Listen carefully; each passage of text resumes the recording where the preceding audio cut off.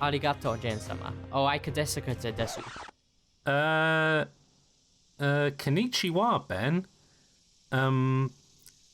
Unfortunately, that's about as much, like, Japanese as I know, though, unfortunately. Neither do I. Just trying to fit in here in the Great Nippon, Japan.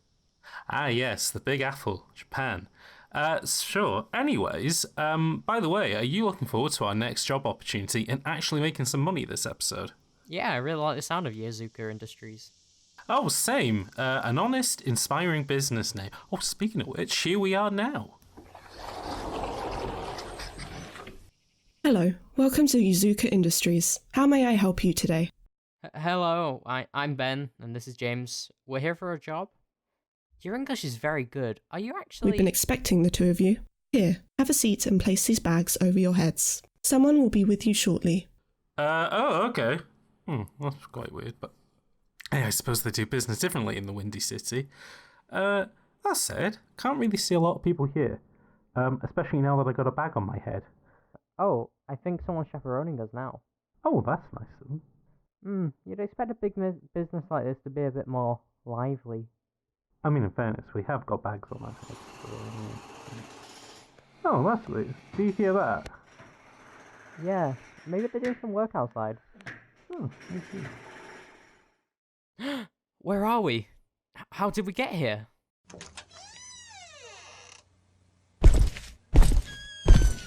Oh no, Ben. I don't think Yazuka Industries are who they say they are. あなた、覚悟してきてる人ですよね。 Please, gents, relax. Do not let the guns alarm you. I'll be your translator today, and I'll make it quick. My associates, the Yakuza, just want to ask a few questions. The Yakuza? So which one of you is Patrick? Me? Ben? Sorry, that slipped out. What he meant to say was, actually, I'm Patrick. James, you just stole my joke. Alright, neither of us are Patrick. I'm James and... Wait, no. I'm Ben, and this is James. We're game developers from England. Look, it's the iTunes description. Listen, we just came here on a job offer. I think there seems to have been some sort of misunderstanding. Yeah, what he said, but, you know, in Japanese. 終わりのないのが終わり。それがゴールドエクスペリエンスレクイエム。 So neither of you are Patrick. Correct. You're two game designers from England. Yeah, that's what I've been saying. In that case, prove it. Create some games. 50 to be precise. Should be easy for a pair of so-called game designers, right? You've got 50 minutes and not a second more. But we will allow you a 30-minute mandatory break. Your time starts now. Wait, can we play the theme tune first? All right, but then it's go time. Oh boy, Ben. Let's hope that this time is not game over time.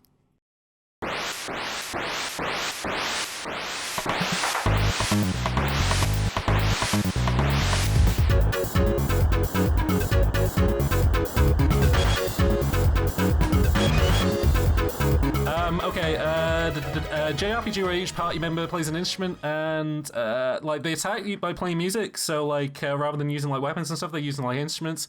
And basically, in order for like to be good at the RPG, like all the instruments have to play in harmony, like in a band. And what I'm thinking is that rather than doing it like like with a controller, you could use like your old Rock Band instruments. Try and get some old use out of them. Ben, what do you think of that idea? Okay, I like it. So we're talking guitar. We got drums. We got keyboard. Yeah, but we're introducing some new ones though as well, like a banjo. Yeah, banjo, that'd be a good one. Harp. Harp, that'd be a good one as well. A trumpet, that'd be a good one as well. Maybe you blow into your DS in order to get some trumpet sounds. Basically, and you could use different kinds of rock and roll in order to get a different.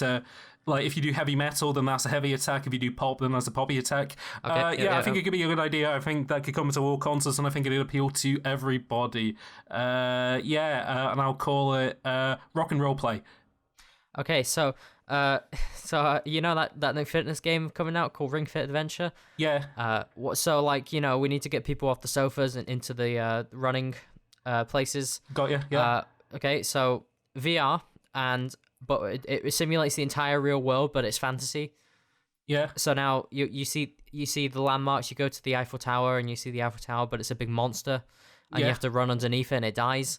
Okay. I don't think there will be any legal issues with this, like trespassing or anything like that. No, I don't think anybody owns the Eiffel Tower. I think that's something that's in France, so that's nothing to really worry about. So no issues there. I think this is for a game for everyone who wants to get fit. You're gonna have to buy a lot of gear for the headset, especially, and it will be very fun and good for your health, mostly because it's a lot of running. And it'll get people off the sofa and into France. Ben, what kind of name would you give it? Get up and go. Get up and go. Okay, cool. Right. You play as a fat dog. And because you're a fat dog, you bring joy to everybody around you. So, like, maybe this game is set in like kind of like a post-war like Syria or like World War II France, where all the colours gone out of there. But because you play as a big fat jolly dog and you help out people with like their different predicaments and stuff, is it anything like the Blob? Yeah, like the Blob, but blood dog, not the Blob, the blog. And because you do that, basically, you use like you wiggle the stick to wiggle your body, and you kind of make dumb faces by holding the controllers. You maybe use the gyro to do this to kind of puppet them a little bit as well. Basically, it's like an arcade game. The more joy that you bring, the higher the score gets. You're basically trying to like maximize joy as much as possible. Oh, wow, okay. Okay, I think this would be a good mobile game. It might be a good PS4 game. I would those call two systems, though. Yeah, Fat Dog Joy Boy. That is the name of the game. Okay. Ben. Right, so it's a game where you know what? Actually, this is a physical game. You can buy it at stores, and it's kind of like chess. Okay. But all the pieces are do the opposite of what they do in chess. Okay, I like it. So instead of the pawns moving forward, they move backwards, which is a bit of an issue. Ooh. And the knights, instead of this doesn't work. Wait, know Ben. what? No, Ben. Don't worry about it. We can fix this. Right, you play chess in reverse. Somebody's already got a checkmate, and you need to figure out how to get them back into place. Oh, right, yeah. Okay, so you start from the end and work to the beginning. You start at the end of a chess game and then you work your way backwards, and maybe it could be like, we could do like a story game where it's about Bobby Fischer, and he's kind of like reciting his life, and he's like, my life is made out of chess games, but how do I get back to the start? How do I get back to who I was? Yeah, and we just sell chessboards. It's easy. Yeah, easy. You can just play this on a chessboard, and we can call it... And it'd be called Sahir. Yeah, works. Yeah, chess backwards. That's great. Right. Play. Okay, a game where you play as the medulla oblongata. You know what that is, Ben? Fuck. I can't remember right now. Give me 60 seconds. It's the bit in your brain which is in charge of like all the stuff that you do subconsciously. So like breathing and your heart beating and stuff like that. So what I'm thinking is that because nobody's made a good rhythm game in a while, we could have it so like you tap. Oh, you did earlier. Okay, yeah, no, but that's going to come out after this because this will be easy. Okay. Basically, you keep tapping on the medulla oblongata, and that causes stuff to happen. So, say, like, if you're a runner, you keep tapping on the heart, and that causes the heart to beat, which pushes blood around, which keeps the guy moving. Or you keep tapping the lungs, so they keep breathing, like, while they're while they're swimming and stuff. And we do it like a kind of a weird Japanese game where it's like, oh, it's a guy and he needs to get to work, or oh, it's a dog and he needs to catch a bone, or like, oh, it's a cheerleader, something like that. I think it'd be good if we can go back in time and put it on the Nintendo 3DS or the DS. I think that'd be a good idea. No, we don't have to go back in time. They still develop for those consoles. Okay, medulla oblongata, that's the name of the game. Ben. Okay, so the uvula is a very important thing in your body. I'm not really sure what it does, but it's a big It's in your throat, isn't it? It's the thing that hangs from your throat, and it's what boxers punch in cartoons. Yeah. Well, I was actually thinking of a little boxing game where you fight the uvula. Okay, I like that. And you're a little boxer. You go through a human body and you go beat up all the different body parts. Okay, I like that. And then it turns out you're just a tiny boxer who just beat up Mike Tyson. Oh, I like that. Okay, yeah, because, we could do it like a game. You can't take down Mike Tyson's because he's too big. But if you climb into his shrink body you and beat put him you up from the inside inside, Mike Tyson, and you beat him up body part by body part. So you beat up his lungs to push out the air. I already have the name. It's called Mike Tyson's Punch In. I like that. Yeah, no. Yeah, no, that's a good idea. Yep, okay. yep. And that's how you defeat Mike Tyson, is that you go inside his body and you beat him up from the inside out. Okay, and what consoles? Is it going to be on everything, or is it going to be Nintendo? Nintendo Wii and Switch. Okay, you play as a... you you saw, okay, it's the future, yeah, it's the future, it's post-apocalyptic, and the only things that are still alive are robots. And you play as a detective who, like, you need to solve how, like, robots were murdered and stuff. But the way that it works is that because they're robots, they record everything through, like, their heads, like CCTV cameras, so they can see the murders sort of taking place, but they're kind of obscured. But what you need to do is, like, you have to get, like, different robots, like, to see their different points of view, and essentially you need to kind of piece it together like different video clips, almost a bit like Her story. Or telling lies. Yeah, a little bit like Her Story or Telling Lies, but less about telling lies and, you know, people talking, and more kind of like trying to marry up different 3D spaces and stuff like that. A little bit artsy. Like Leighton? Yeah, like Leighton, exactly like Leighton. I think it'd be cool. We'll call it Fragmented, like a robot. Ben. Okay, so I had an idea. It was in my head a few seconds ago. Just give me like another few seconds to think of it again. Ben, the trigger fingers. Yeah, I know. So you play as. Oh yeah. So it's a fighting game, and you have each button you have to use a fight stick with like loads of buttons. Each button controls a different body part, and you can decapitate your opponent. And not decapitate, but like dismember your opponent part by part, and then they lose access to that button. Okay, I like this. This sounds really good. Your right hand, you press the button to use that, and if they dismember that, the button no longer works. If you press it, nothing happens, or maybe the button just blows up in your hand. I'm not really sure. We have to look into the technology. Maybe if you like available. dismember somebody, if you press that button, you squirt blood. Yes. And you can squirt blood on the floor, and that causes people to like slip over and stuff. So there is kind of like a tactic to it. Ben, what are we calling it though? Fight Club 2. Fight Club 2. Okay, I love it. Please don't talk about it. Please don't talk about it. Okay, mobile game where you play as Santa. Nobody's really done this before, so I think we got some. No one. And we do it a little bit like Ridiculous Fishing, where there's kind of like 3 stages to it. So the first one is you need to land the sleigh on the roof, which is going to be like the trickiest part, because you kind of need to rotate your phone to kind of like straighten up the sleigh, and kind of you have to press a button to sort of slow it down as it comes in. And then the second bit is you need to squeeze them down the chimney, and that's kind of like Downwell, where you need to stop him from like bumping into stuff on the side. And then once he gets to the bottom, you need to stack presents as quickly as possible. And I'm thinking like they're all kind of odd shapes, like one's a football and one's like a tall thing. And then you'll have to go right back up the chimney again, and it's basically like Downwell in reverse. And it's kind of like an arcade game where you need to do this as quickly as possible. And then, like, you know, you have more challenging chimneys, you have more challenging presents and stuff like that. Right, but eventually you're able to kind of like boost up. And we call it Super Santa Simulator. There we go. Okay, cool. Untitled Goose Game has a sequel. It's called Untitled Duck Game. Okay. You're picking up the pieces left behind by the terrible, terrible goose. Okay. You're just a really pleasant duck that's going around helping people in the town. They take a while to warm up to you because they're a bit scared of a waterfowl now.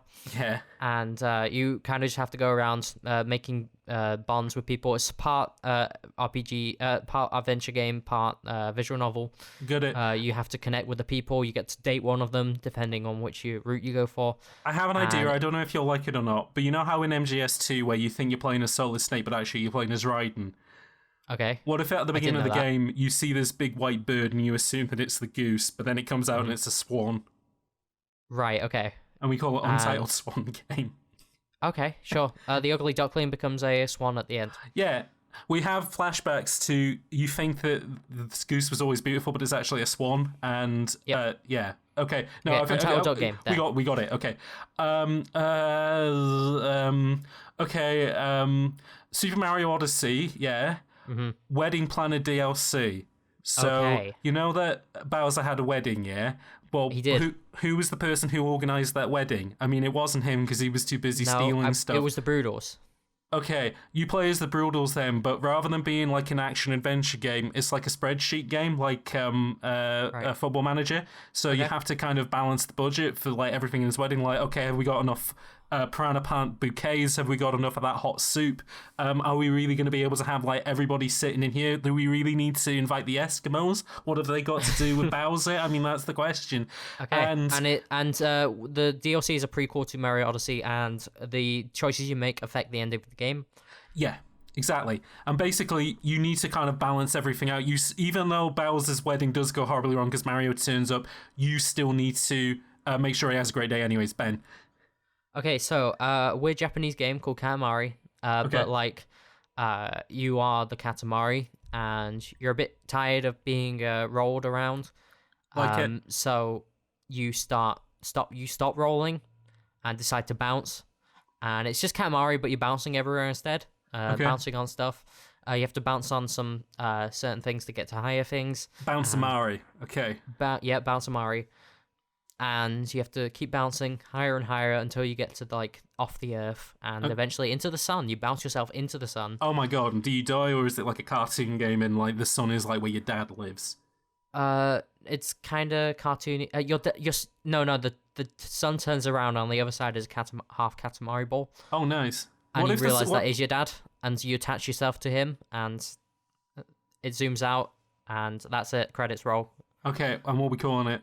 Bounce-a-mari. Bounce-a-mari. Okay, sorted. A sword-making game. Nobody's done this. There's a game where you build computers. There's a game where you build like Lego and like Minecraft and stuff like that. But no, this is one for making swords. So like long swords, short swords, broadswords, rapiers, curved swords, jagged swords, all kinds of swords. Swords for fighting, swords for decoration. Basically, you got people who they come into your sword shop and they're like, "Hey, I really need this. King Henry VIII really needs a fancy sword for fighting with, but he also needs a nice fancy sword that he can give to the King of France." That's cool. You use your gyros. If we do this on the Switch, you can use the gyro to pound the metal into shape. You can like rotate the Joy-Con around to kind of like what do they call it when you polish when you have it on like a big sanding it down.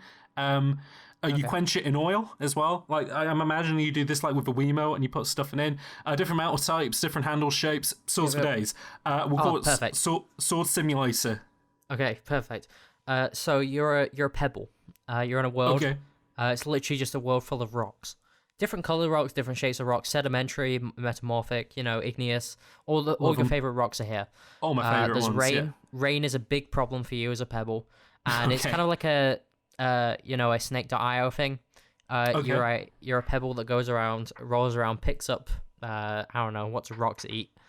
Other rocks that you eat other pebbles, little things at the first that will boost your size, and you're rolling around in the world full of rocks, and eventually just rolling into the biggest rock you can be until you're a boulder that just crushes everyone. Nice. And it's just a really good game. Have we got any voice actors in it? Dwayne The Rock Johnson, because I know that's what you wanted me to say. I was actually thinking Nolan North because he's quite a good video game voice actor. But if we can get The Rock, I think that'd be pretty good. Yeah. Even if he's just narrating it, Rock.io. Rock.io. Love it. Okay. Fighting game. But here's the twist. Rather than pressing buttons like actively to kind of respond to stuff, you have to queue up a string of moves, blocks, and throws, and then let them play out. And you don't know whether they're going to work. It's a game about footsies. It's a game about getting into the other player's head where you need to queue up the actions before they can respond.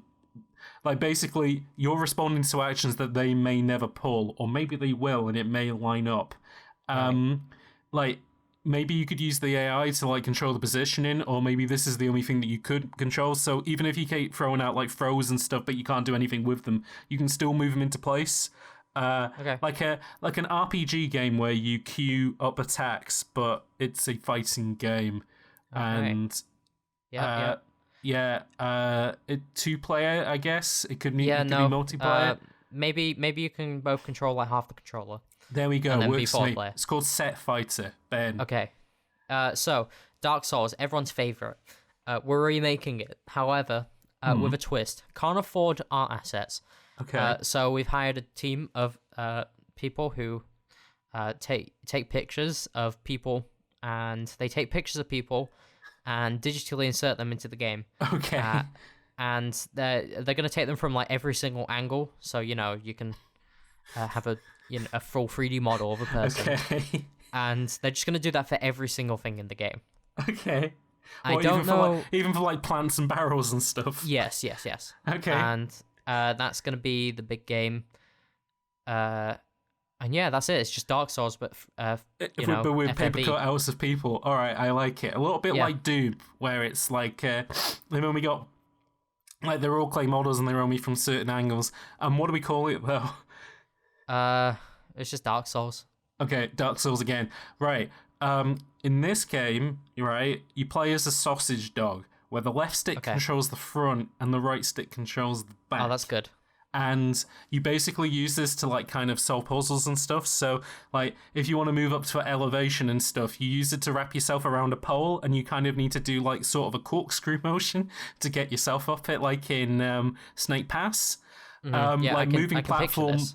Yeah, moving platform puzzles as well. Like you need to make sure that like the dog doesn't get stretched out too much, because if he does, then his like belly starts to sag and starts to like, you know, it might land on some spikes and stuff, and that's no good. And what I'm thinking is that, you know, the fat joy dog from the other game, he hangs out with him. Like maybe this is like Pokemon Red and Blue. Like we can join them together, and together they can join forces to make like just improve the world around them. Right. Yeah. And I'm thinking the name of the game is Long Boy Fun Time. Okay, great. So it's a co-op game, and you have, one of you plays as a commander or like a leader. It's kind of like Overlord. So one of you is the Overlord, and the other one's the minion. Like it. And it's a game that tests your friendship and like your willingness to take commands from the other person and not crack under the weight of how many commands they're giving you. And essentially it's just going to test your friendship. So if they bully you too much, they're like telling you to do too much, you can just go and kill them, you know, like start an uprising against them. And we are hoping that it will either strengthen your relationship in person or completely destroy it. Okay, I like this though, because it is like, on one end, one of the people want to revolt, but they also still need to work with the king in order to kind of like make it work. Meanwhile, if the king kills them too early, then, you know, that just doesn't look very good, does it? No. Okay. Just Overlord 2, I guess. Okay. I'm so proud of this idea that I'm going to wait for 40 seconds until I say it. All right. So how are you doing today? Yeah, I'm not doing too bad. Apart from the fact that I've got a gun against my head. I mean, things could be going better other than that. But what about you? The footy last night? Yeah, I thought, you know, those boys, yeah, at the end of the day, yeah, they put in 110%, you know? 110%. Yeah. Some good kicks. Definitely some good kicks, you know? You can't blame them, essentially. And like, you know, at the end of the day, yeah, Ben, at the end of the day, those boys, they put in 110%. I don't know if you know this, but those boys, they really put in 100%. Oh, James, quick. Okay, shit, right. Oh god, what was my... Oh yeah, no, okay, here's my idea. It's Jet Set Radio, but you deliver pizzas. There we go. Okay. Ben, what's your idea? Jet Set PCO. Well, let's take it slow. It's a walking game. It's a walking simulator. Ooh, people love those. You're walking through hell. Ooh, not so good. Yeah, but it's really chill. Oh, okay. So you've died. You've gone to hell. That's bad. But, you know, you've worked your way out the ranks, and you're now like an accountant in hell. Which, you know what? Isn't that bad. So it's just what are you accounting for? You know, finances. Do they have gold in hell? Probably. Okay. And you're essentially it's your stroll to work in the morning, and you're just kind of walking through hell and all the shitty stuff that's around. Okay. And like... And do you have like an internal monologue or something like that? Yeah. And there's like a story and stuff, and it's just going to be called a... Hell of a walk. Walk in Hell Retribution. Nice, I like it. Okay, right, Ben, I know you're going to tell me off of this idea because you're going to say this already exists, but Nintendogs, but it's Pokemon. Right, so the Hey You Pikachu. No, and I thought you were going to say Pokemon and me, but no, this needs to be more full on, okay? Okay. So you know how you can have like beauty contests and stuff in those new Pokemon games? But that's the entire game. No fighting in these games. You're breeding Pokemon to make better looking Pokemon. You're feeding them up so they look good, so they have glossy coats and stuff. You're buying... you have to stitch them custom wear. Like, you need to make a little leotard for your Pikachu. Is every Pokemon available? Yeah. How do you take care of a Wailord? Hashtag National Dex, but... Okay. Wailord, you can put like a crown on him, maybe. Yeah. So he takes a long time to wipe down. Yeah, but that'd be good. It would be like a car wash mini game, and I think that'd be good. And we'll call it Pokepets, Ben. Okay, so speaking of pets, it's like Hey You Pikachu, but it's dogs. And Okay. I feel like this already exists, but go on. right, so you're talking to them, and you have to get them to do menial things for you, like go fetch the ball. But they're really bad at it, and Okay. the voice recognition barely works. Okay. And you're like, oh, go fetch, and they just won't do it. I And feel they'll just like I've look at played you this game puzzled. before, but go on. They just look at you puzzled, not really sure. Okay. And yeah, no, that's basically it. You do some mini games, you buy some stuff from them, Okay. and it's not very fun. Okay. But there'll be some sort of statement at the end, being like, the game will like fade to black, and it'll just be like, games aren't just about being fun, and it'll be like a Spec Ops the Line thing. That's the twist of the game. It makes the player feel bad. Yeah, Okay. spec Dogs the Line. Oh shit. Right. Okay, Ben. Infinite Runners for your phone. You've played these games, right? I have all of them. Okay, here's my idea though. You have no control over the character. You can't make them jump and you can't make them move. But here's what you Okay. can control: the platforms. Ah, So what you do is that the character is always at the left of the screen, and like what you do is like you swipe up to make ramps, so make Okay. them like jump into the air and collect coins. You swipe down to make obstacles, to make like kind of dips, so they can dog under obstacles and stuff. You tap on spike pits to make ropes. Maybe you you tap on enemies to give them like targeting reticles, so your guy can shoot them. It's less of like an Infinite Runner and more like a rhythm game, a bit like Bit Trip Beat. And if it was behind the character, then maybe it's a car and you throw up walls to get them to like change lanes and Okay, stuff. yeah. Like an infinite stunting game, and we'll call it Perilous Platforms. okay, cool. So this one is a MMOs. They're a big hit. Love them. I'm thinking World of Warcraft, Final Fantasy 14. We take one of them, or we make our own one. Doesn't really matter. And we make it, and it's fine. It's all normal, except we add a new mode. We add a new playable class. And we call this class God. Only one player in the world gets to play this class. Okay. But you are God. And you are basically playing Black and White or Dojin the Giant. Yep. And that is your role in the world. You decide kind of the fate of how the game goes from that point on. Okay. You can destroy people's characters forever just by, crushing them, smiting them. Or you can be a very benevolent god. And I think we apply it to like every MMO and see which one kind of has the nicest god. And then, and it'll just be called God mode, simple as that. Yeah. And I think it'd be quite fun Yeah, for I that one think- player. Sounds like a pretty good game. Right. Ben. An RCS game, but with 26 units, and they all correspond to a key on the keyboard. Okay.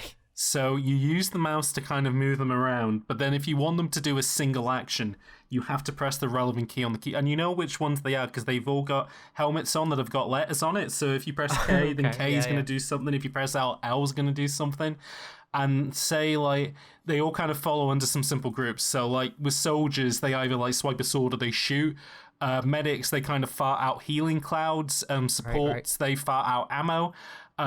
Or maybe, like, you can use the mouse, or maybe you can use the arrow keys to Yeah, I was kind of going to move. say, you hold down a button and then move, press one of the other, like, the keyboard or the a mouse to, like, guide them. And what I'm thinking is as well is, like, you could use shift to kind of break them apart into different groups, and then you could switch between them with the number keys or something Control, like that. Alt, yeah, all that Or maybe the different numbers, stuff. or like, and then you use like the big enter button. Alpha Bravo is what it's called, Ben. Oh, that's perfect. Okay, so love a good egg. Me, Love an egg. yeah. And this game is a sort of physics simulator. Okay. It's gonna be more of a. It will start off as a tech demo, for like some new hardware for the PS5. Okay. It'll just be like, look how this egg is so realistic. You can like touch it and Okay. it's wonderful. And it's literally just gonna be a game around eggs and the many uses of eggs. Different like, animal you can- eggs as well. Like, could an ostrich egg be like the Oh final yeah, boss? yeah. That's a playable. Yeah, I'll be a boss character, and you don't do much. You just kind of throw some eggs around, but it'll be really impressive, and it'll be the PS5's only launch title, Okay. And what's it and it'll be called? called Excellent Game. I like it. Sounds like an excellent idea, Ben. Right. Here's another billion-dollar idea why I don't know why anybody's done it yet. Infinite Star Fox. And what I'm thinking is like, you know how in Star Fox, like, you're going down tunnels and you're trying to avoid, like, asteroids and stuff? Mm-hmm. That, but an infinite runner. You could use, like, Okay. if you were on your phone, or, like, if you were using the Switch, you could use gyro just to steer it, and then you just tap to shoot, like, super simple. Maybe you have to keep picking up speed in order to kind of, like, as you go through it, like, the asteroids keep getting denser, maybe the rings keep getting smaller, which makes it a bit more challenging. You could even use a Joy-Con, like, rather than using it, like, using the Joy-Con, like, you could use it like a flight stick. Like, you have to hold it up, and then you kind of, like, move your fist back and forth to sort of steer it. And, yeah, like, it's like an arcade game, and it keeps picking up speed, and, like, the thing keeps getting challenging. Again, don't know why nobody's done this idea. It's the sort of thing I would do if I could code a game. Unfortunately, I can't. Anyways, it's called Hyperspace. Ben, what's your idea? Perfect. We're talking about Battle Royale right now. Love it. And Battle Royale's big thing. Everyone loves them. What genres haven't they done yet? Sports. Ooh. So I'm not really sure which one we could have. He's not giving me a good look with that one. Okay, in that case, it's gonna be what's everyone's favorite sport? Football. Golf. Golf. So golf is everyone's favorite sport. You are a golfer, and you're going around hitting your golf ball around the map. Okay.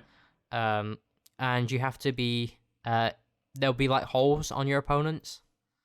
Okay. And if you pop like in the hole, you get a point, or like you take some health off of them.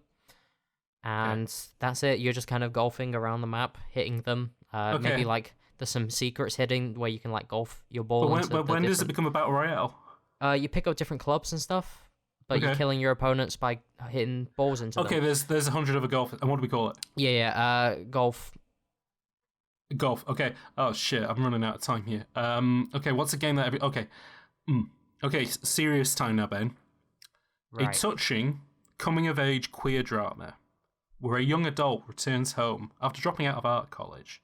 And while they're at home, they begin to connect with old flames, and they also find new opportunities. They find out that as one door closes, another one opens. But here's the trick. This person is also a killer robot from the future. Okay. And what you need to do is you need to balance dating and your anxiety and hanging out with friends, while also assassinating preconceived future generals that will try and take down the robots in the future. Okay. It's a good game. Basically, it represents the kind of the balance that we all have of we need to be true to ourselves, but also be true to the fact that we are killer robots from the future. And it's called Reality Bites, but bite as in like megabyte. I like it. Nice. Ben, Okay. one more idea. This one's going to be a good one. Okay. I had it in my head a second ago. It's gone. Shit, Ben. Let me just. He's looking at me. He's giving me the stink eye. Guys, stop polishing those guns, right? He's got it. He's got it. Okay? I had it. No, it was really good as well. Ben, come on. Yeah, I know. I might have to go with a backup idea. Oh gosh. Okay, a game where you have to make salt, all right? A game where you have to make salt. Either you have to combine an acid and a base together to make a salt. Okay. And that's good, isn't it? They're not very happy with that one. Ben, elaborate on this idea. So you make the salt, and then a chef, like a top chef, takes it from you and is like, this isn't very good salt. And but if you make good salt, he'll be very happy with it, and you get to play as individual salt particles. And that's it. It's called salt. Oh no, Ben. Oh, I don't think you're gonna make it after this break, bud. They're clocking their guns. Oh no.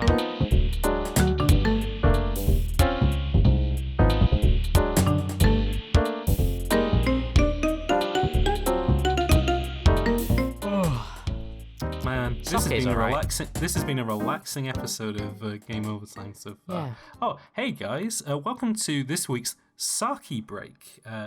You may not be able to see it because we're recording this through audio, but these lovely Yakuza gentlemen have let us have a short 30-minute break where they're treating us to some sake, which is very kind of them. Ben, how do you find it? Maybe it's a bit too harsh for my taste, but you know, it's calming me down. I'm feeling a lot a lot more chill than I was earlier. Yeah, I am too. I'm feeling pretty relaxed. I'm That being said, reflecting they on did it say- and thinking I maybe got a bit too worked up. Yeah, I would say, and I mean, it did seem pretty dramatic, like, you know, because then they were all clocking their guns and there was that kind of, like, panic sting as well. Like, you know, it could have gone, like, any which way. But, Yeah, strange fire alarm sound. yeah, no, I would say so too. But they were very kind of us, very kind of the Yakuza to let us have 30 minutes where we can talk about whatever we want. But they have stressed that before we do need to make our important plugs. So, Yes. Ben, who was responsible for the music in Game Overtime? That one's Maxo. Nice. So he has a Bandcamp, and you can go to the Bandcamp and listen to all his great music. It's kind of video game themed and sounds good. I like it. I would say, yeah, if you like the music that we use in Game Overtime, definitely support him. Maybe you could use that music for some of your own projects. But, Ben, can people also support Game Overtime? Yes, they can, funnily enough, at patreon.com/gameovertime, where you can subscribe for just $1 a month and get loads of interesting benefits like art assets and maybe some behind the scenes stuff like a sneak peek at, well, not just a sneak peek, a whole peek at episode 12, the lost one, about the sun. Yes, a game for the Sun, which was recorded, then had a bit of a troublesome production, but is now available. Well, potentially Hopefully. will be available. Should be I'm available. not. Yeah, sorry, Ben. I'm not going to say it's now available because it hasn't been. By the time of this recording, it's Schrodinger's episode. It's in a state of maybe or maybe not being edited, so we can't say anything yet. But that is a reason to subscribe to us, as well as supporting the channel and showing your appreciation for what we do. And if you can't support us financially, fair enough. How about you leave a review at Game Overtime on iTunes? I don't know the URL because it's very long, but you can go over to Apple Podcasts or iTunes or whatever and just leave us a review. And say some nice things, and yeah, apparently it helps. Yeah, and it's free. Assuming that you're not listening to this podcast, and I'm not sure why I'm going to say this, we are available on iTunes, Pocket Casts, and Spotify. If for some reason you decide, I'm sure enjoying this Dolly Parton album, but I think I would enjoy it even more if an episode of Game Overtime was slipped right in between it. You could do that on the Spotify app, and nobody could stop you. But say, Ben... Hopefully not Dolly Parton. What's wrong with... something between... Oh, no. Bad times. Right. Bad times at the El Royale. Ben, but let's say that they've done all that stuff, but they still want to know what we two get up to in our own time. Where can they follow us? You can follow myself at HeyItMeBen. No, not HeyItMeBen. HeyItMeBen. HeyItMeBen on Twitter.com. And all the links will be in the description. I also have a YouTube channel, and I might make something for it at some point. You should. I should. I would if I was you. And how about you? And if I was me, I would make more videos as well, because I haven't done one in a while. Oh, hi, my name is James D, but I'm also on Twitter at HotCyder, HOTCYDER, and also on YouTube as Games D, where I make videos about games and stuff. But I'm not that active there, but if you like shitposting, I'm very active on Twitter. Yeah. So I would maybe go there if I was you. And that's where you can find us. I would like to say as well, if we hadn't before, thank you to everybody who's currently supporting us on Patreon. And we are more than appreciative. Yes. I would like to thank you, and I'd like to thank Rebecca. Nice. Ben, what have you been playing this week? So I've been getting my platformer fix. Oh, okay. So what you've been playing? So what kind of platformers? So we're talking 3D. That's 3 whole dimensions. That's an extra dimension from a usual platformer. Yeah. And we're talking about the PlayStation mascots, Jack and Daxter and Ratchet and Clank. Oh wow. No, how are you finding them? Spyro the Dragon and Crash Bandicoot. Wow, Ben, but they're not even Sony mascots. If anything, they're Activision Universal mascots. Well, that can be debated. That is debatable. I would say that if it wasn't for them, maybe the PlayStation wouldn't be the hit it was. But if it wasn't for Metal Gear Solid and Final Fantasy VII, it certainly wouldn't be the mega hit it was. And neither of those games are exclusive either. Any of you people out there who think that they are. But Ben, tell me a little bit about. I'm I know exactly who these people are, but I'm going to play the character as somebody who doesn't know who either Crash Bandicoot or Spyro the Dragon are. So tell me a bit about them. So Spyro, he's a purple dragon. Okay. And he was popular back in the day. He can fly, he can charge, he can spit fire. You know, he's a little baby dragon man. He spits hot fire is what you're saying. He's good at rapping. Yeah. And he runs around in these big worlds, collects gems, frees the other dragons, and he takes down the big bad weird lizard men. And Norks, I believe, is what they are. Yeah. Correct. And last year, I think it was, he got a reignited trilogy where his first 3 games were remade in lovely HD, and they look very good. Yeah. And the same thing happened with this other fella called Crash Bandicoot, who's a furry bandicoot. He's a bit wacky, and he can spin. I would go as far to say that he might be insane in the membrane. Possibly. Potentially. Possibly insane. In the membrane. And Insane he runs around and he jumps through levels to save his bandicoot wife. Bandicoot. I don't think Torn is his wife, Ben. Who? That's the name of the female Bandicoot in Crash Bandicoot 1. Oh, is it not Corny? No, it's Torna. Oh. When did you get Courtney from? I don't know, I just thought it started with a C. Because you got Crash, Coco, and I think Courtney. Alright. If anything, that makes more sense. No, for some reason her name's Torna. But there we go. So okay. Let me just correct you here on Crash Bandicoot, yeah? I know I was playing the character of somebody who didn't know much about Crash Bandicoot, but now I'm playing the character of somebody who knows too much about Crash Bandicoot, unfortunately, so you're going to have to live with so in these games, you do different things. In Crash, it's more linear. You run through the levels, you jump on stuff, and you get to the end. Whereas in Spyro, you got to collect more stuff and, like, you know, find the nooks and crannies and... Yeah, it's a bit like going from Donkey Kong Country to, say, Banjo-Kazooie, essentially. Going from very linear to non-linear. Or Mario Galaxy to Mario 64. Yeah, although I think Mario Galaxy's got a little bit more open design. 3D World to get Mario 64. There we go. That's more like it. Did you know that when they were working on Crash Bandicoot, they gave it the code name Sonic's Ass Game? Because they wanted to make a game like Sonic the Hedgehog, but because the camera was always behind it, you would see his ass. Okay. Yeah. He's got a good ass. There's a development story for you. Oh. Did you know that originally as well, before they settled on Crash Bandicoot, his name was going to be Willy Wombat? Oh, I like that. You prefer Willy Wombat to Crash Bandicoot? Yeah. No, Crash Bandicoot's cool. He wears Chuck Taylors and shorts. Willy Wombat's the guy who works at, like, the bank, who makes weird small talk with you. I like him. I want to see Willy Wombat come to life. You want Willy Wombat to make a comeback, do you? Yeah. He's not coming back from anything. You didn't get anything to come back from. You want to give him his limelight. Yeah. But Ben, what do you think of either game? So, my favourite of the two is, and we'll drum roll it, Spyro. I'm not surprised, but go on. So, bear in mind, I only played the first game of each so far. I haven't finished Crash 1, but I'm almost there. Spyro is very, Crash 1 feels rough around the edges in a lot of ways. I was going to say, so your big problem is that you're comparing Crash 1 to Spyro 1. Spyro 1, which came out a year after Crash Bandicoot 3, this very much could change.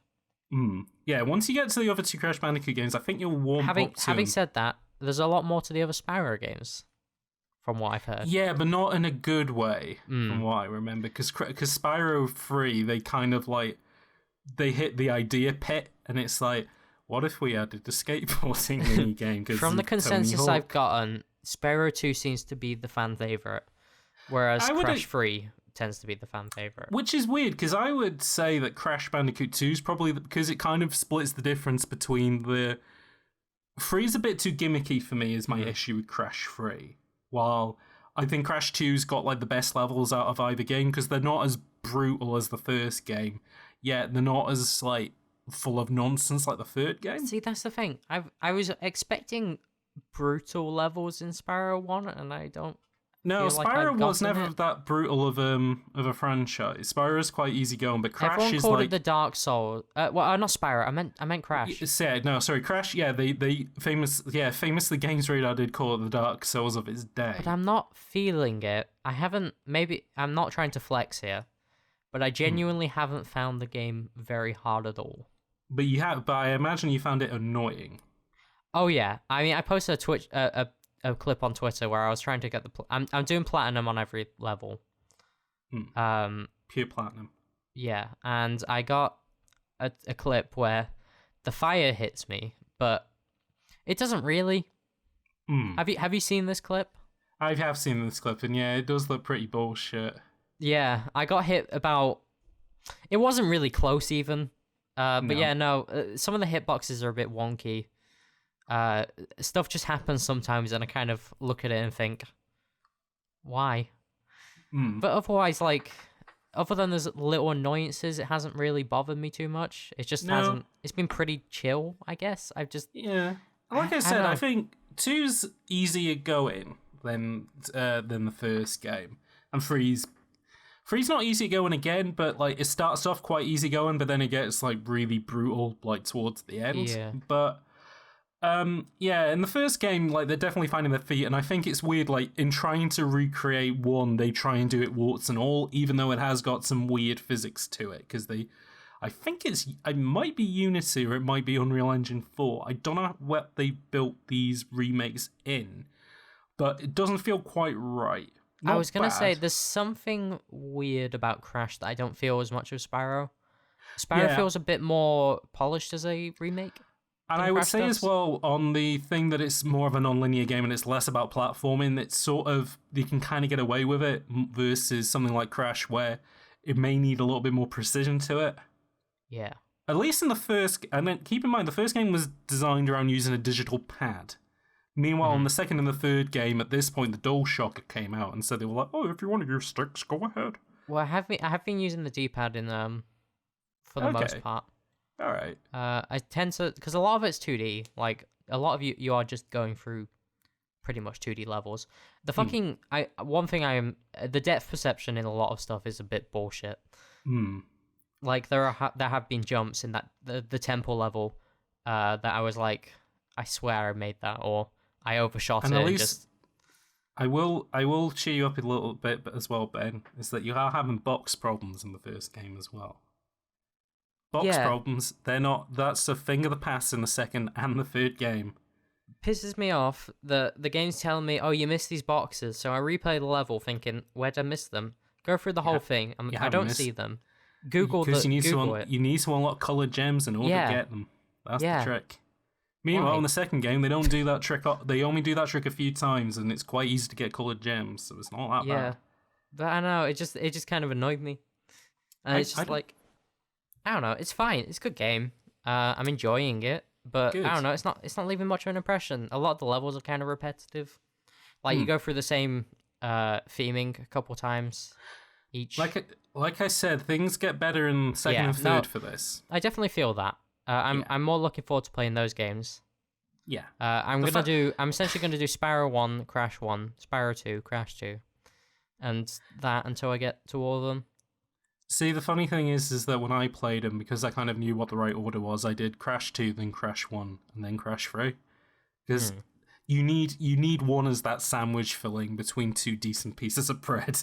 because if you sat with that game, you go, I'm never playing a Crash Bandicoot game It's ever not that again. bad. No, well, you seem Like to.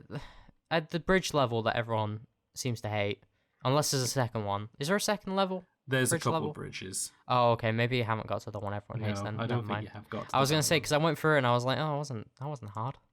I haven't played the Spyro remakes yet, though. I do have them. I haven't installed it yet, though, but I do I have. very much like Spyro, is what I've Yeah. learned. I haven't played I didn't play a lot of Spyro back in the day, despite the fact that I thought it would be my thing, but I just never really got a chance to because I wasn't much of a PlayStation kid. Yeah. But I had played the Crashes, so. I love how Spyro controls. He feels good. Good. He has a nice glide. He has a good charge. He's got a nice fire. Everything kind of just works with him. And the levels, they're pretty good. But then what I really like is the way they hide secrets. Like, they're just so clever for a lot of them. Like, you really have to, like, find, like, claw around the corners of the level or be observant. That I feel is more of a thing than in other 3D platforms I played. I think that's always been one thing that Insomniac's good at, is hiding bits and bobs in their levels. And it feels very satisfying to do. Good. I'm glad to hear it.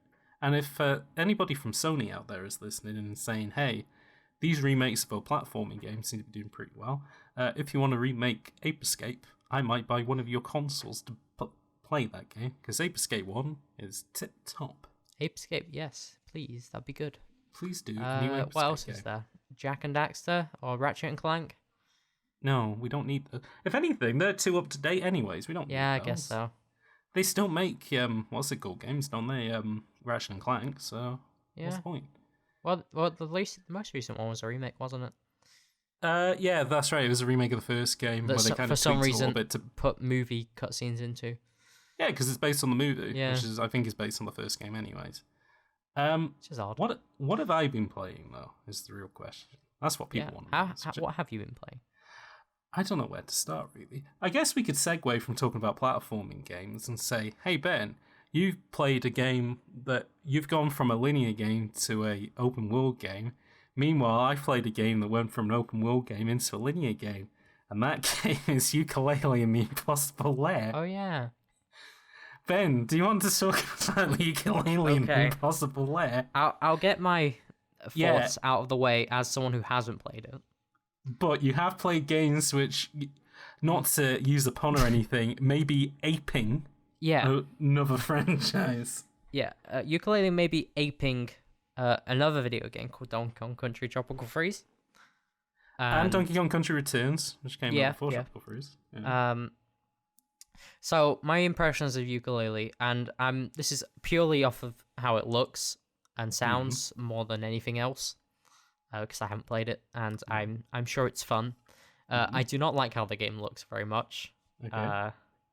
It's a sort of thing that you get when developers make 3D games, but don't really, and they try to like do a certain style, but then when you compare it to that style, it just isn't up to snuff. Mm-hmm.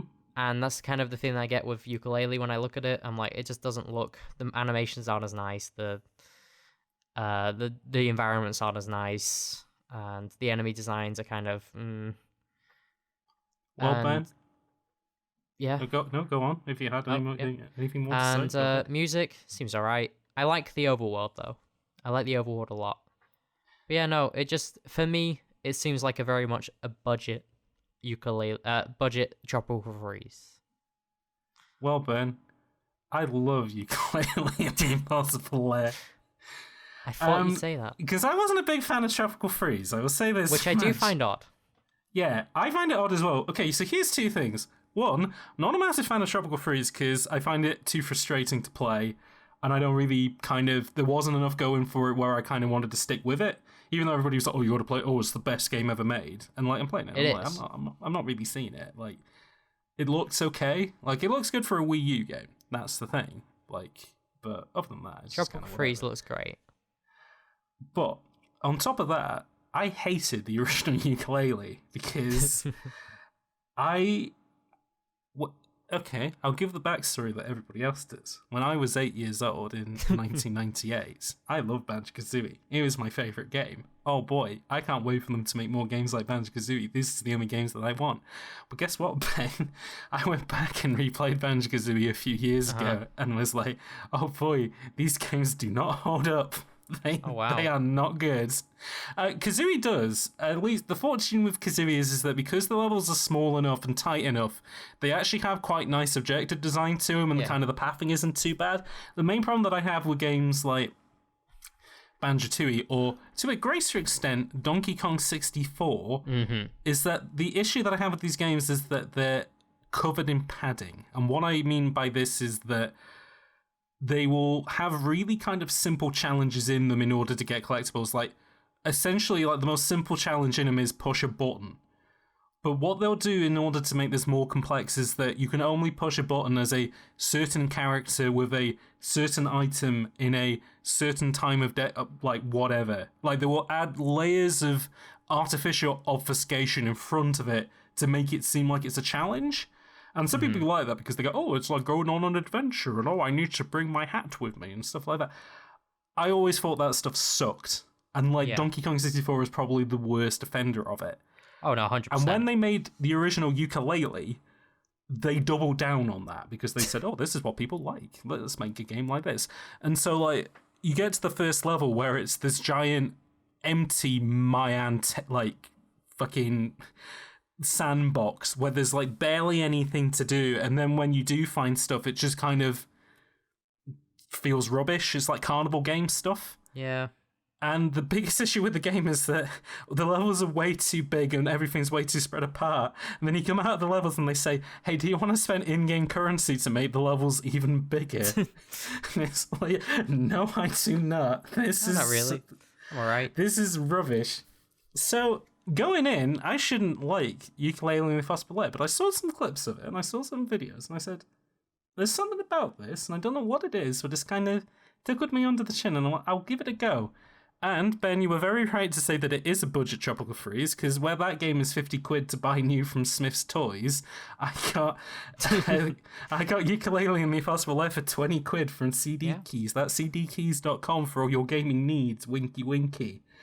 I would say for 20 quid, I think it's a good-looking game. I would say maybe the art style isn't as cohesive as, say, Tropical Freeze, but they do a lot of interesting stuff with it. Like, you don't just have... Because a lot of the clips, they just kind of show, like, generic towns and industrial stuff. But no, they do jungles, and they do forests, and they do a lot of callbacks to classic Donkey Kong Country-style levels. Like, there's one which is almost like a better remake of Sticker Brush Symphony from DKC2. There's a couple of underwater ones, which remind me of, like, aquatic ambience and stuff like that. The 2D stuff is fine. I think if you played it, you'd find it a little bit rote. You'd be like, I've played more challenging things in Donkey Kong Country. However, again, I was getting frustrated with the DKC games. There is challenge here, but I don't find myself getting frustrated by it. And I think there's two reasons for this. The main one is there's no lives in the game. Yeah, it does a Rayman. Because Rayman's been doing this for a long time now. Yeah, which I think is a nice touch. I've always thought lives in games are a bit like a kind of it was a weird vestigial element from arcade games. I noticed it actually playing Spyro, which I died in a lot more than I've died in Crash 1. I have about 88. I think I have 90 lives in Crash 1. Interesting, because I think by Spyro 2 or Spyro 3, I think they get rid of lives. So because Spyro 1, I kept running out of lives, and running out of lives in Spyro is a bit shit. Because it just kicks you back to the start of the hub world. Yeah. So it's literally just, okay, walk back to where you were and do it again. Yeah. And it's like, okay, what's the point of this? And I'll say as well, so there's no lives in the game, which helps. Yeah. And basically, like, you can go back to, like, there's the checkpoint system's quite alright in it. And there's a little feature that's like, oh, if you get stuck on a part, you can skip it. But I don't do that because I like collect. So basically, in every level, like, at the end of it, you collect a bee. And you collect bees in this game, but also you can collect coins, and the coins are basically, that's how you unlock more of the overworld, is because there's a character in it who's like a sleazy salesman guy, and he's like, oh, you need to give me coins so I can unlock more of the world, which is alright, I don't mind that, because most coins are kind of like, if you've ever played a Donkey Kong Country game, it's like, hey, can I go backwards into this building? I can. Oh, there's a coin here. Nice. Yeah. Or you get it for just going off the beat, and some of them are quite challenging, but... And that's okay. Again, I don't know if I think you would find it a little bit too basic. For me, it's my perfect speed. But here's my favourite thing about it, and that's the overworld, which... Now, this is the thing I very much like. It kind of splits the difference between, say, like a Mario map screen and like a very basic Zelda game, where... So it's essentially like 3D Worlds level select. Yeah, it's almost like a classic... Zelda. It's like a classic Banjo-Kazooie style hub world, but it's flattened, so it's over the head 2D, where you do a little bit of platforming and a little bit of puzzle solving, and it's pretty good. But it's got this really cool feature in it, which I've never seen any other game... Well, other games have done it, but not as cleverly as this, which is... every level has 2 versions of itself. And basically they just kind of use this to sort of double up the level count, which again is fine by me. I don't mind them doing this. But how you unlock a second version of the level is really clever because they turn it into a... I've seen this and I really like it. They turn it into a puzzle. And so the most basic version of this is the way that you access levels in the world is that they're all physical portals. The way that the lore works in Yooka-Laylee is that you access these portals look like books, and you jump into books, and they're like little story things. But because they're physical portals, you can affect them. And the way that you do this is, say, on the most basic level is you've got a book which is on dry land, but then you have like a dam that can direct water over it. And by doing so, you unlock the second version of the level, and it becomes a water level. Or you set a level on fire and it becomes like you have to outrun a fire or something like that. And it's enough that they change the routes enough that it does feel like new levels, but kind of with familiar pieces of the old one. And like the only thing that it reminds me of is like in Super Mario Galaxy, where you would go back to the same level, but they would change things up a little bit. Like suddenly a lava level becomes an ice level, or like you go down a different path or something like that. It reminds me of Mega Man X. Have you played Mega Man X? I haven't. So there are 8 Mavericks in Mega Man X. Yeah. And I think 4 of them have alterable stages. And essentially a stage will get altered. I remember this. Yeah. And if you flood one level, then another... if you take the water out of one level, it will flood another one or something like that, right? Essentially, there's the Chill Penguin stage. If you do that before going to Flame Mammoths, which is a factory lava level, it freezes over and all the lava's completely frozen. And there's one level where you... Storm Eagle stage, where you go to that and you take down a ship, and then that ship crashes into... Spark Mandrill stage, which is electricity based, and now the power's like on the fritz, and like the lights are flashing out off and out on, and like there's some broken stuff, and it's very cool.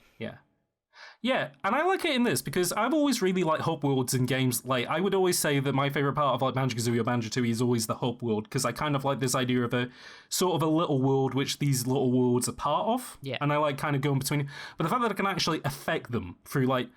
And again, it's nice because some of them are kind of easy to figure out, like, I just need to flip the switch and then I'll do a thing.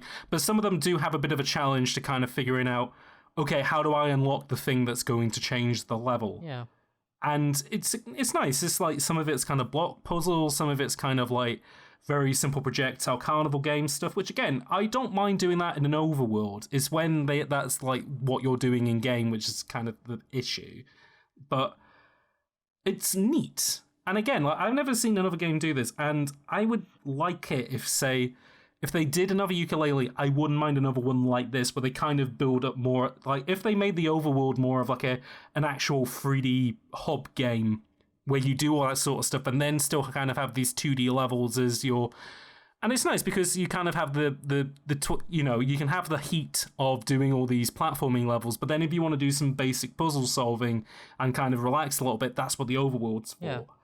I really like it. And again, I did not like the original Yooka-Laylee. I'm not the biggest fan of the DKC stuff, but this is Brill. Like, I probably have said horrible things about Playtonic, about how, they don't know what they're doing with an open world. They've nailed this, though. And I would say that if you wanted to try, if you like the DKC stuff or you want to get into it but you don't have a Switch or whatever, give this a go. Because I think you'll like it, and I think you'll like what they do with it. And again, if you want to maybe move up to something a little bit more challenging, maybe try Tropical Freeze on the Switch. I don't know, Ben, I think it's worth 20 quid, personally. I think it might be worth giving it a try. But like I said, I think because you are a bigger DKC fan, maybe you'll probably see it more through those kind of eyes. Meanwhile, it's definitely a DKC.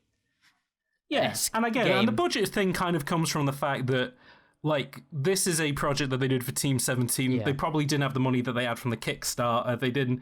They're doing something a little bit smaller in scope, and that's why they did a 2D thing. But I think considering how well they've done it, doing their 2D thing on a budget where they're using kind of nice flat art assets and stuff to make up for, versus the 3D open world game where they made, which was incredibly bare, this was the better decision that they made.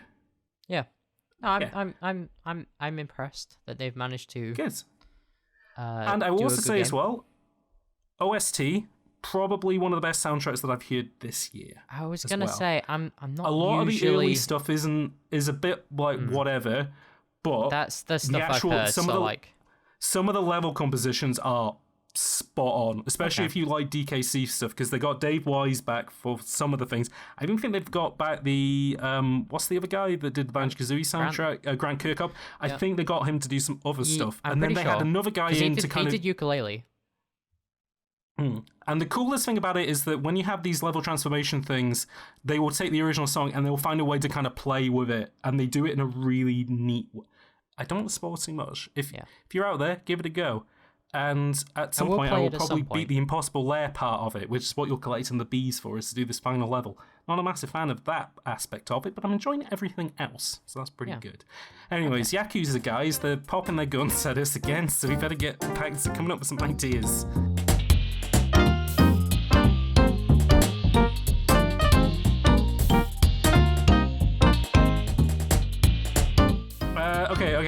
Idea. Alright, dragon rearing game, okay? Like, you know how we were saying about that Pokemon game where you breed, like, Pokemon together? Yeah, but this is for dragons. So, this like is one of those mobile games world. Where you, hatch all the dragon eggs and... Yeah, exactly. But you polish the eggs and stuff to get them good traits, and then when they hatch, you play with them, you train them, you battle them maybe. Small dragons, big dragons, wingless, horned, spiky, magic, wyverns. All the dragons are there. Maybe you battle your friends. Maybe you breed dragons together to get better stats. Like if you breed two big dragons together, you get an even bigger one. If you get one who breathes fire and a big one, then you get a big fire breathing one. Maybe get different colors and stuff like that. And maybe I don't know. Maybe the dragons drop scales and stuff, and you can kind of sell that to people to make armor. Basically, dragon game where you take care of a dragon, and that can be on the phone or the DS. It is called Raptor Rancher. Ben, what's your idea? Okay, so you know RPGs. Everyone loves them, right? Turn-based RPGs, people love the shit out of them. Yeah. What if you? Okay, so you get into a battle. You know the battle music starts. A timer appears on screen. It's a WarioWare thing, and you have 5 seconds to beat the enemy. Oh no. Okay.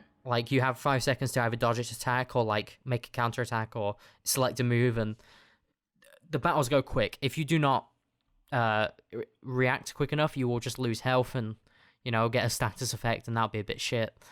But this RPG is fast paced, quick action, but it's still going to be 200 hours long.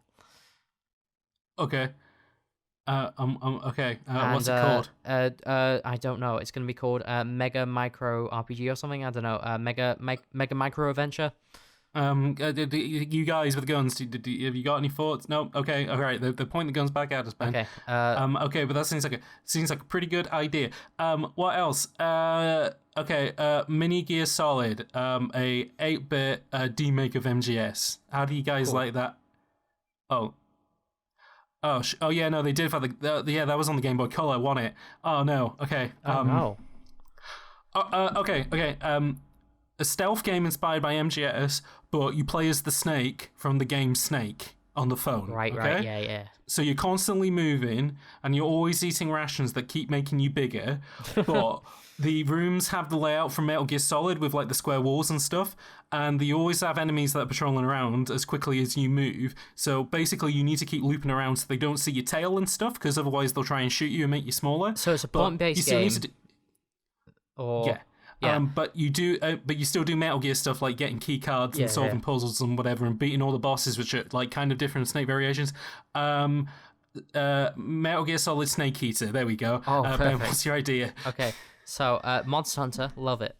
I love that game. What if you played as the monster, and also it was a roguelike, kind of in the style of Zombie U, where you start off as a monster and you just have to survive. You kind of go around feeding your children or getting bigger, and eventually you get to a point where you're you've got a family, you love everyone, and then the monsters come in and try to fuck you up. And you it's a roguelike because it's a different experience every time. You might survive this one or you might die, and it'll be horrible, and you have to say goodbye to your children as they look at your corpse and cry, and it'll be really sad. It'll be very much an immersive storytelling game, what you call it, I'm feeling immersed. Listening to this idea. What's the word for storytelling that happens itself? Emergent Storytelling. There's going to be a lot of that, and it's going to be called Monster Hunter. No, it's just going to be called Hunter Monster. Okay, I like it. Right, Ben.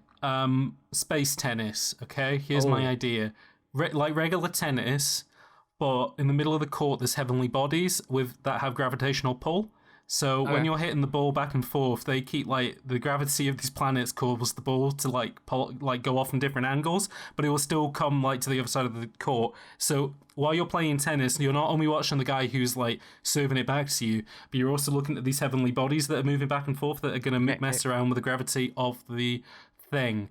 And sometimes, like, maybe, like, you got some planets that do that, but maybe you also have some black holes or, like, wormholes. So the tennis ball goes into a wormhole and then comes out another one, but, like, with the same direction and velocity, so you have to kind of compensate for that. So it's, like, half a sports game and half a puzzle game. And maybe, like, you can collect power-ups, so, like, you can make, like, a planet bigger, or, like, you can just add planets to the thing, like, people aren't really going to notice it. I don't know. It could be good. It could be multiplayer. Who cares? Yeah. Ben? Halo Wars, but it's not Halo Wars. It's kind of it's a real-time strategy game, or turn-based. Like I'm not Halo really sure. We haven't decided yet. But you play as Nintendo villains, and you control their various armies. Okay, I like so it. it's sort of a Smash Bros. Thing in that everyone's here. You got Ridley, you got K. Rool, you got Bowser, and they all got their respective armies. They're commanding them. Like as Ridley, you'll send some space pirates and have different units. Have they got special abilities and stuff? Like if CO powers, like in Advance Wars? There's going to be different powers for each. Like they all have that kind of specialist sort of thing. Bowser, his units are all going to be kind of stupid, but there's loads of them. Whereas Ridley, he's kind of got a smarter style of play, and he can send out more intelligent units that learn how to battle and act on their own, but there's less of them, and that sort of thing. And there's gonna be a lot of strategy to it, and it's gonna be really good, and it's gonna be called Super Smash Friends Fighters. Got it. Like it. Right, Ben. PS4 games, yeah? No. Everybody loves them. God of War, Last of Us, Bloodborne. Last of Us 2, Days Gone. So what I'm thinking is, we make a game. It's a third-person over-the-shooter cinematic action-adventure game, yeah? People love those. And it's the story of a grizzled old hero taking care of his young ward and showing them how to be a man, and in the process though of passing on the thing of toxic masculinity, he kind of realizes, oh no, this is wrong. I need to kind of improve. Clever. So both of them kind of improve as they go along. Could it be a sequel to go on? Well, here's the twist, right? It's Tetris, right? You're playing as Tetris, and you got a young son, Tetris Jr., yeah? And, you fight enemies by, clearing out debris and stuff, and, maybe you have to form blocks around a boss to remove them. Anyways, it's called Tetris, no numbers on it, because it's a soft reboot. Okay, so it's a game where you've got a gun, and you can shoot people with it. Well, not people, but, the alien hordes. This sounds unique. Go on. Yeah. And you kind of mow them down, and you actually have to mow down so many that you can, build up infrastructures, and if you mow down enough enemies, you can build up a house out of their corpses, and you can lug them around, build them up, and you've essentially just got to colonize a planet. And I like it. It's not going to be problematic in the slightest, because colonization's fine. Oh no, everybody loves colonization. Yeah, and it will probably just be called colonization, and you just got to mow them down, build up houses using their own corpses, because we don't know how to do subtle storytelling over here. Okay. And then at the end of the game, does it fade to black and say that you were the real monster? Yeah, it literally just says you're the fucking monster. What the fuck are you doing? And then it says Spec Ops: The Line 2. Yeah. Okay.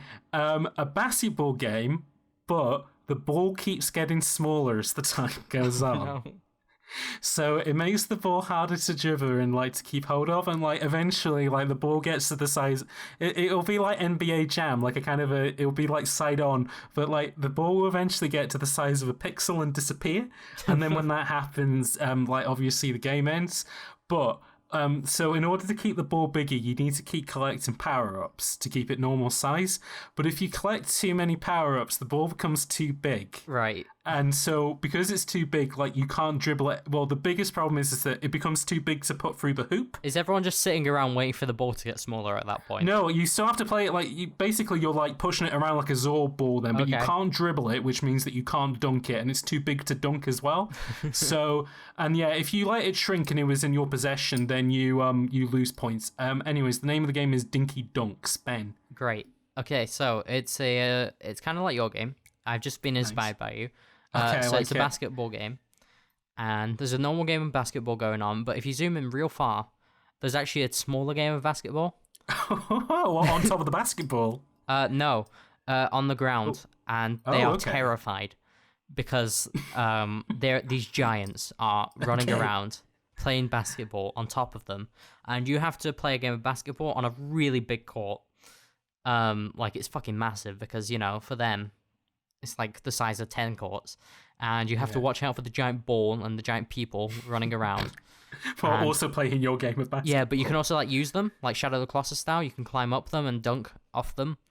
Oh, neat, yeah. And I like if you somehow manage to get up to their nets and dunk through that one, then you get like 100 points. Yeah. I think you might Okay. just win the game. It's like the golden snitch, and this is going to be called even dinkier dunks.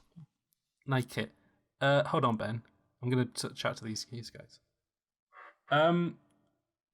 Could we just do like a light gun game?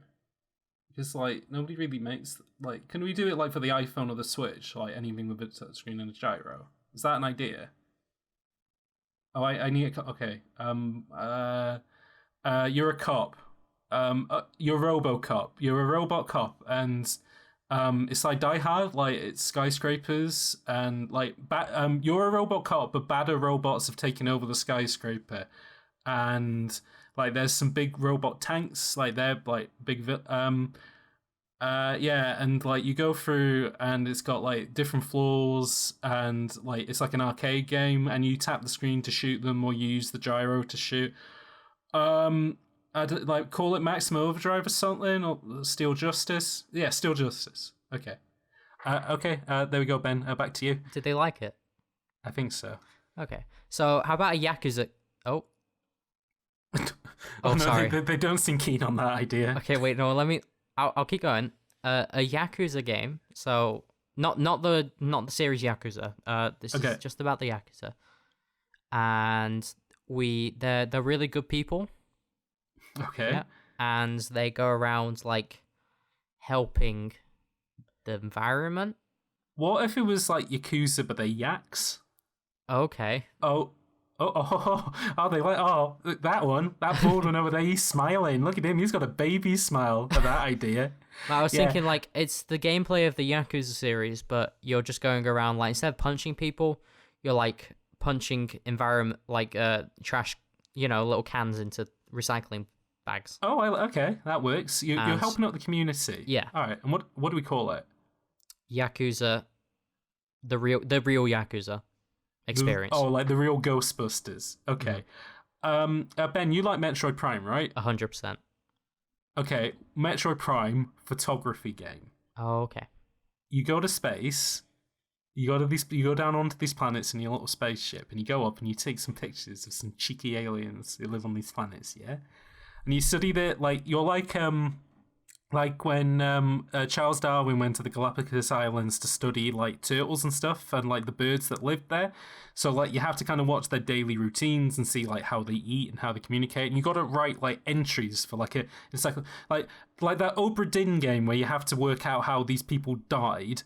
But you need to like figure out how these aliens work on this planet. So you need to document them with photos, but you also need to document what they do day to day. And then how do they interact with like intelligent life like here? Metroid Prime, super surveillance. Great. That's my idea. So I've taken 3 genres and merging them into one. We got stealth, we got horror, and we got sports. Okay. And this game is going to be a football game. Actually, no, it's going to be another golf game.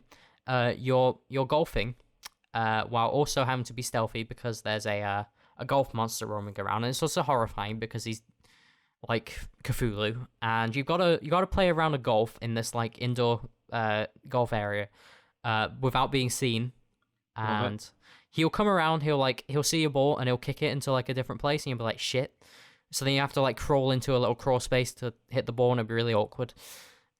And you've got to, just you can make distractions by firing like instead of hitting the ball, you can like hit a cup, and it'll be really good. And you can do fun stuff. It's going to be called golf bumps, like goosebumps. Oh, I like it. Golf bumps. Ben, you were talking about combining things that people like together. Mm-hmm. I'm going to combine two things that nobody likes together and see if we can get a good idea out of it.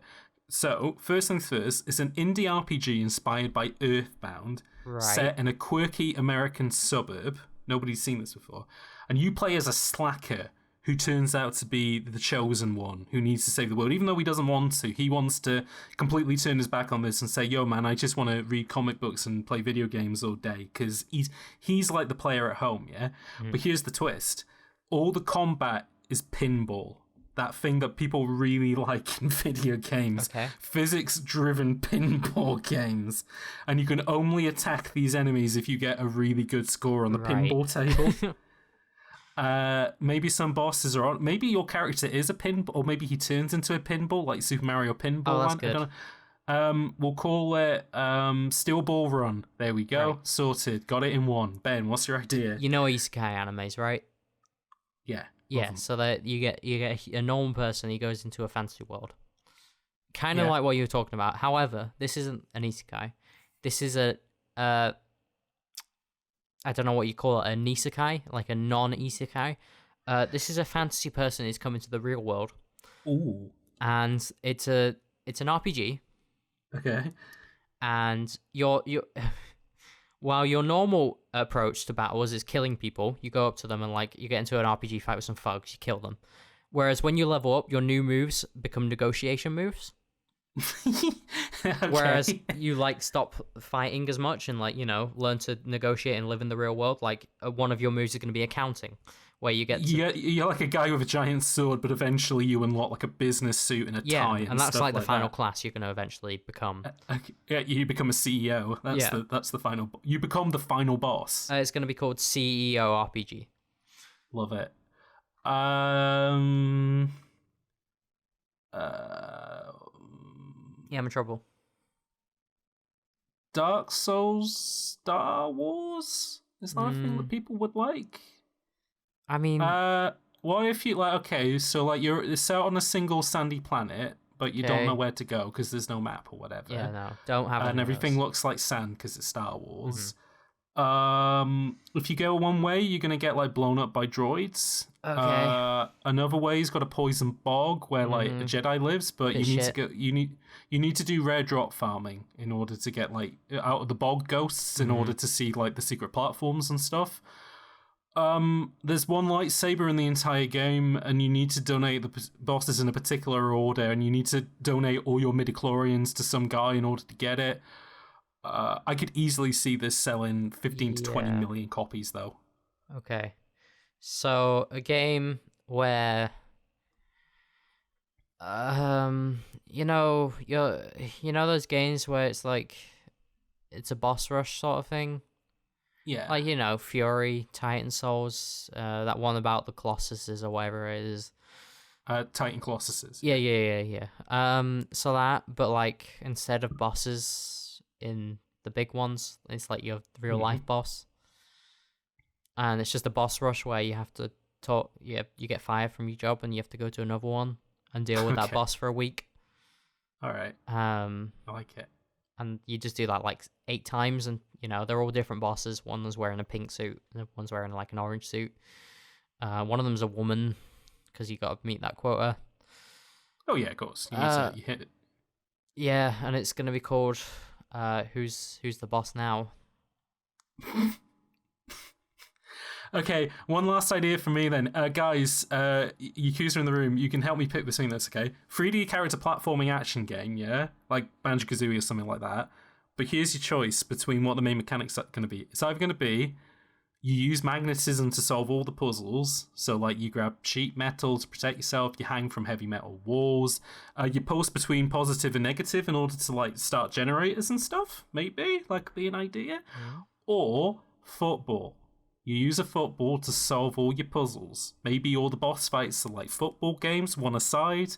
Maybe you unlock like special powers for the football, like big football or like metal football, or even a football with magnetism.